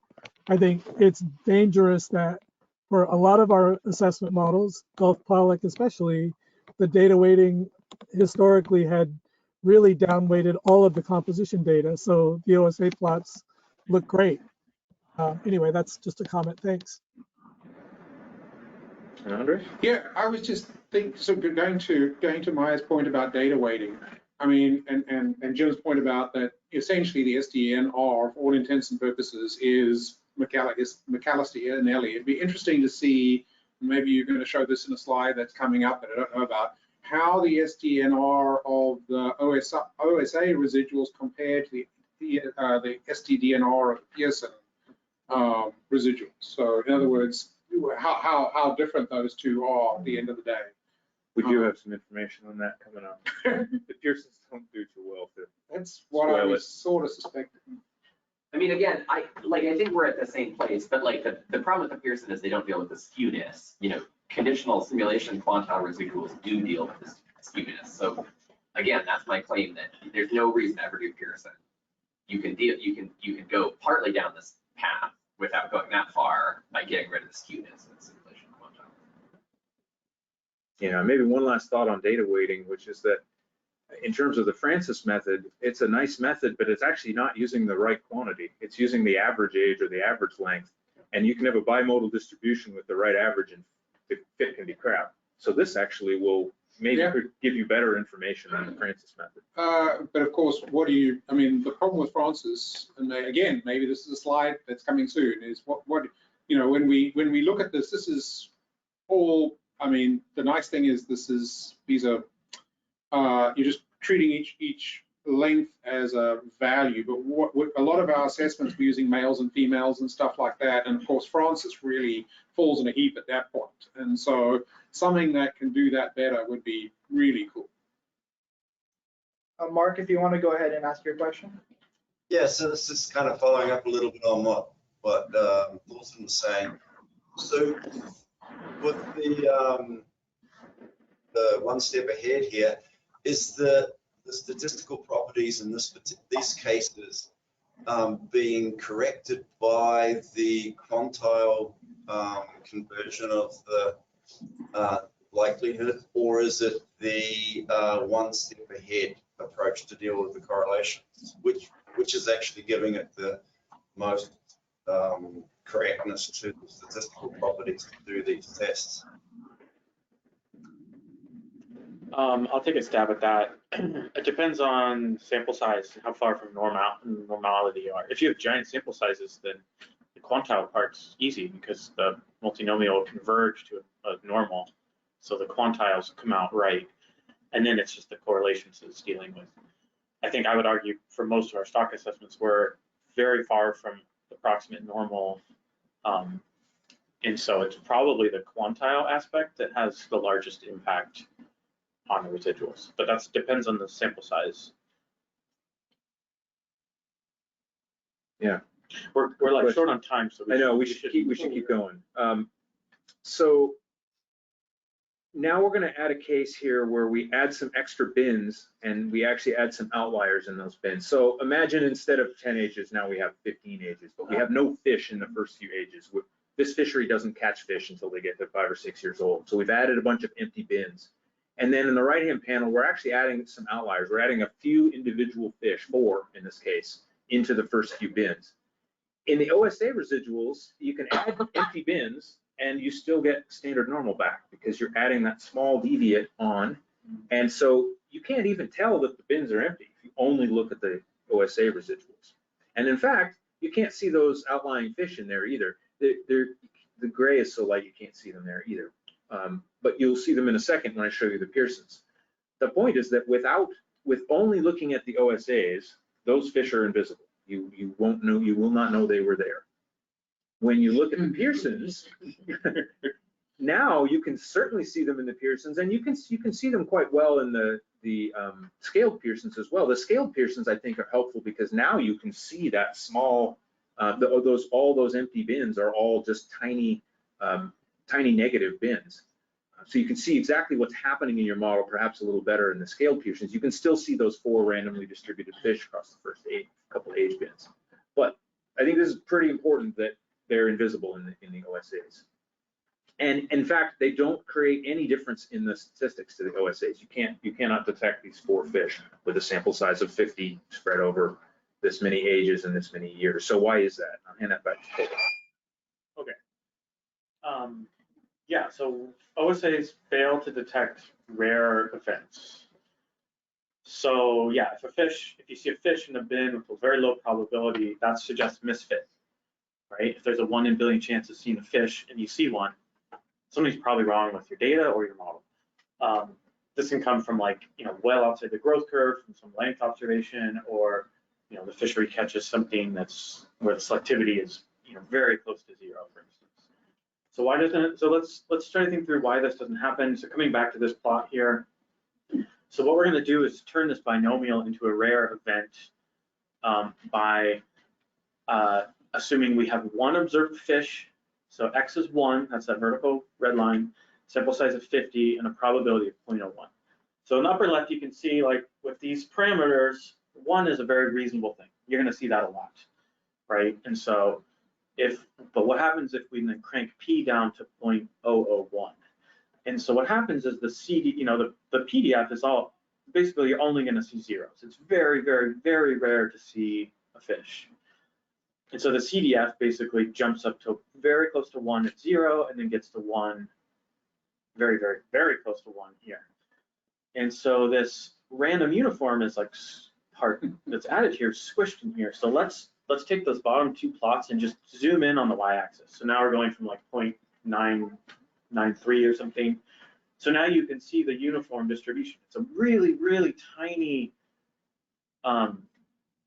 number that you're subtracting off, right? The distribution of the gray is a really small number. But what happens is when you project it over to the CDF, you're at the really steep part, not steep, flat part of the CDF. And so you end up with a really wide distribution on the x-axis. In fact, if you just did like a, so a 1 would end up, with a residual close to 4. It's a big residual. It's a rare event. When we start adding this random uniform, all of the values by definition have to be left of 4, and they concentrate at much smaller values. And this essentially downweights it. Downweights it. And I haven't seen this like written out anywhere, but I think this is a fundamental problem with OSA residuals. And so the Pearsons are going to be way exaggerated. They're going to be like 50 or something, and the OSAs are going to be too small. And so like if we just took the red line, which is what Jim's advocating for, this is kind of like a raw quantile residual without the random normal or random uniform, it would flag it. But then we lose the properties. So I think I'll just leave it at that. Is that's kind of an issue, and I think it's fundamental to how this random component is added. And the reason that's added is so that the residuals have the statistical properties that we want. And that's good, but it comes at a cost. And I think that's one of the main costs. So we're getting a little tight on time. We're going to get through a couple more slides here. You might be thinking by this point, really, can we just talk to Pearsons, because this is really hard to deal with. And couldn't we just tune them up a little bit and make them a little more normal? So we wanted to show you a few examples comparing Pearsons and OSAs, getting to Andre's earlier question, and how these things perform under different sample sizes and different numbers of bins. So here's a case where, and the title says it all, this is how we wreck Pearsons. This is a case where the sample size is 1, so you're dropping 1 fish into these 10 age bins in each year. Amazingly, the OSAs look still standard normal, because they're going to be standard normal no matter what you're doing. Pearsons, not even a little bit. So you see your 1 fish in each year in the Pearsons. And we're doing this for 2 cases. One where it's the model's correctly specified, and then where we have 5 and 10 extra bins. And as you'll see, adding a few empty bins, we don't really want that to change the properties of our residuals. But for Pearsons, it does, and it doesn't for the OSAs. You can add empty bins and you're okay within reason. But for Pearsons, it very quickly falls apart. So now I'm showing you the QQ plot at the bottom is actually the Pearson QQ plot, so you can see how bad that is. And because basically all the residuals are either a single large positive or a whole bunch of really small negative values. So it's not even sort of standard normal. That's a sample size of 1. If we go up to a sample size of 10, it gets a little bit better. So if you watch the bottom left-hand QQ plot, that's the Pearson QQ plot. In all cases, the OSAs are going to be fine. They're all going to be standard normal, but the QQ plot's getting a little better for the Pearsons. It's getting a little better as the sample size goes to 50 and up to 100. And at 500, now the Pearsons on the bottom left are approaching a standard normal because you've got observations. But now you have so much power to detect it. When you throw in just a few empty bins, the Pearsons are completely broken again. So there you can see the QQ plot in the middle bottom and in the right-hand bottom there.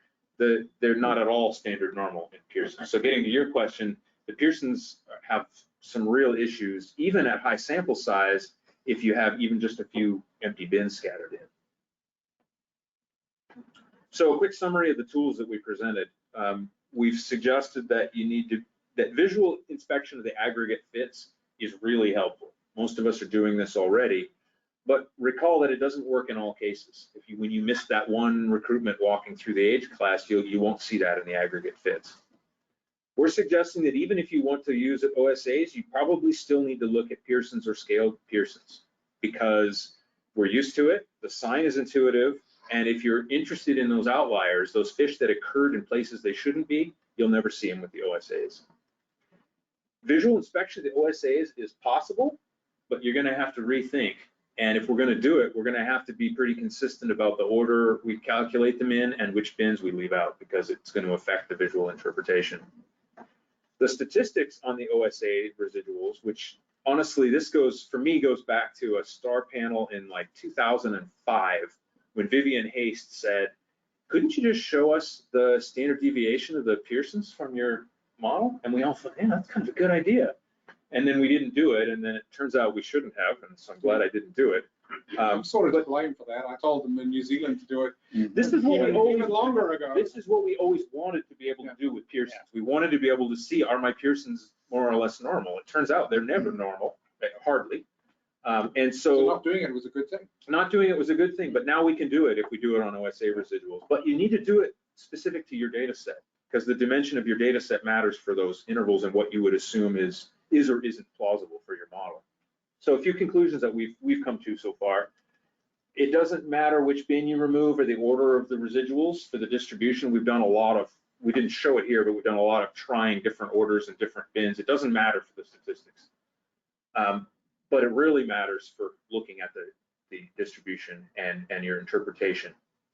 I think this was kind of a surprise, is that OSA residuals and their properties might actually help us with data weighting. And I think they might actually be closer to what we're thinking of when we're trying to do data weighting than the Francis method, which again, isn't really the right quantity, just looking at the mean. Empty bins are an issue. We've illustrated that for the Pearsons, but if you put enough of them in, you can actually mess up the OSAs as well. So it's something to think about whether you add plus or minus groups in your model or use tail compression. I'm kind of a fan of tail compression, even though I didn't used to be. Can I just say a point on those empty bins for the OSA? I think we showed why that happens, but the problem is that if you add 50 standard normal draws to your set of 50 residuals, you've diluted your ability to detect misfit. Yeah.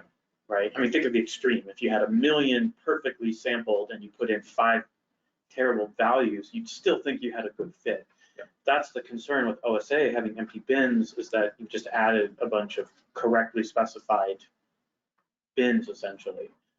Wash out your power. And you kind of wash out your power to detect misfit. And we see, you have a lot of assessments where you have a survey that catches fish from age 1 onward, and the fishery doesn't catch them until age 8, but you just keep those bins in there because it's convenient to have everything be squared up. And there's potentially some implication of that. You may be throwing away some power by doing that. Ian, what do you mean by tail compression? Tail compression is basically where you take your observed data and you aggregate it from low to high and high to lower until you get to some pre-specified proportion, like 1 in 1,000. And then you only fit the multinomial over the age or length range that has observations effectively. It doesn't help you if you have rockfish and you have a 20-year gap between sample size 2 and sample size 4, but that's the problem with rockfish. So outliers, you need to look at either Pearsons or scaled Pearsons if you're going to spot these outliers in the fit. You won't see them in the aggregate fit if they're fairly rare, but you do want to know they're there, because you may want to check the leverage of those points. If we've had, this is kind of a whole topic for a whole another day, but those points could be influencing your stock assessment fit, or maybe they're not. And you can actually check, you can go through and do that test to see how much leverage that point has and whether it's affecting your model fit. They may not be significant, which is good, but they still indicate a misspecified model. If you're assuming that you have, say, a size limit, and they shouldn't be landing any fish below the size limit, and you have fish down there, something's happening that you don't know about. Or you're saying, well, selectivity starts at age 4, and you've got a few H2s in your data. Maybe you need to think about that. So it doesn't tell you that your model's good or bad, but it may be a note to go back and look at your assumptions again. And some more conclusions. I think we've come to the realization that our diagnostic power might be lower than we wished it was. We've showed you a case or two of real model misspecification in a pretty good scenario that we couldn't detect. we didn't do it for this analysis, but you can imagine conditional length at age data where everything is sparse. Who knows? Maybe we don't have any power to detect anything there. That's a good project for someone to start thinking about. We would caution that just like all the diagnostics that we use in stock assessment models, just because you're outside the credible interval for one data set for your SDNR doesn't make your model unuseful. This is just another tool in the toolkit. I think Maya's recent paper that came out like just recently suggests that when you're looking at model diagnostics, you should be looking at the whole package, that you shouldn't be relying on any one diagnostic, and that they're not all going to catch every problem, and some of them aren't going to catch any, or none of them are going to catch some of the problems, and vice versa. We recognize that by calculating statistics like we have on the OSAs, if you have a lot of fleets and a lot of data sets, there is a multiple testing consideration here, which we don't really talk about that for all of our diagnostics. We do runs tests on residuals and that sort of thing, but there is a multiple testing component here. We'll leave that discussion for another day. We wanted to note that we've focused on the multinomial, but there's the comp residual code that's been built does work for these other distributions. So here's our takeaway, our recommendation. Use this whole combination of tools, aggregate fits, OSA bubbles, QQ plots, OSA statistics, and Pearson's all together. All of these are going to be helpful in diagnosing model misfit. And if you leave any of them out, there are going to be some cases you can't catch. Use all the tools to guide your model building, not just to pass, fail, throw this model away. Recognize the lack of power. If you're going to look at the bubble plots of OSA, realize what you're up against and recalibrate your thinking. But it is the right way to go. And if you embrace these OSA statistics, you can actually draw some of the inference that we've always wanted to be able to draw about residuals. And in the long term, as Cole mentioned, we need to move to internal calculation as we get to TMB models so we can get all of the correlations and all the issues sorted out for our residual. This is just part of the package. And we quote the Trigelet paper, I think, because Andre might have mentioned this at the beginning, the risk of blindly using Pearson's where we shouldn't is that we might, in some cases, reject models that actually were pretty useful. There are some other dangers in using Pearson's as well, but that's perhaps a big one. That's the one we don't want. That's the one we don't want. We want to acknowledge all the work that's been done in the comp residual package, TMB, Anders and Vanessa, they've been really helpful discussions. And of course, math. We sometimes forget that when we work in fisheries, that there's a whole field that actually does a lot of this stuff right instead of the way we do it. That was Cole's comment. No, that was it. That's my way of saying. That's my way of saying I should believe Cole when he tells me things more often. And a bunch of references. And then, I dumped. If we want to end on, this is my stock. If we want to, look at some real fiercely multinomial fits. But let's open it up to questions. We're right out of time. Yeah. And I should say there's another meeting in here. I think, Tim is trying to wing us out of the room. It says Then I we'll wasn't in. So be one quick question online. Ian Taylor has a quick question. Can you speak to the role of the additive constant that we typically add to multinomial likelihood? This is a moderate value like 0.001. Then you never have huge residuals and reduces the impact of outliers and empty bins, among other benefits. He thinks it's a good thing. Can you speak to that? Yeah, it won't affect, I would say, residuals at all. It will shrink your Pearson residuals. So yeah, I think it helps. It's maybe less good than like tail compression or something, but that's something that we haven't like fully explored. Yeah. And then Paul Spencer, if you want to unmute, we'll have you be our final question for today. Okay. Yeah, I had a question on the empty bin issue. So like sometimes you see an assessment, we start the lowest age bin is like the first year we ever might have saw a fish in that bin. It could be like 1 year out of 5 or 1 year out of 10 or whatever it is, a pretty unlikely event. So I mean, does this work give you any kind of advice on that? I mean, how empty does a bin have to be before it's a problem? I think our thought is that you have so little power in your data that it's going to be very hard to detect any sort of misfit. Which is just an unfortunate property of having a fish with a lot of bins. And it goes back to looking at your fits to data.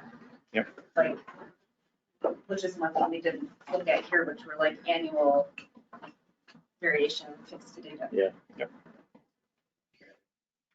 Okay, cool. Thanks for coming. Thank you guys, that was pretty amazing. Yeah. Yeah, is this presentation posted somewhere? Yes, it will be. Okay. And it'll be on our SAS YouTube page and also on the Town Lab website. Okay. Thank Nice you work. again. I can send you the slides if you want to. Oh, yeah, please. Do you want a copy? Yeah, well, Do I have your?